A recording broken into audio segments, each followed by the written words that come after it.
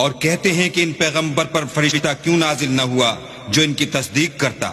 اگر ہم فرشتہ نازل کرتے تو کام ہی فیصل ہو جاتا، پھر انہیں مطلق مہلت نہ دی جاتی۔ نیز اگر ہم کسی فرشتے کو بھیجتے تو اسے مرد کی صورت میں بھیجتے، اور جو شبہ اب کرتے ہیں اسی شبے میں پھر انہیں ڈال دیتے۔ اور تم سے پہلے بھی پیغمبروں کے ساتھ تمسخر ہوتے رہے ہیں، سو جو لوگ ان میں سے تمسخر کیا کرتے تھے ان کو تمسخر کی سزا نے آ گھیرا۔ کہو کہ اے منکرین رسالت، ملک میں چلو پھرو، پھر دیکھو کہ جھٹلانے والوں کا کیا انجام ہوا۔ ان سے پوچھو کہ آسمان اور زمین میں جو کچھ ہے کس کا ہے؟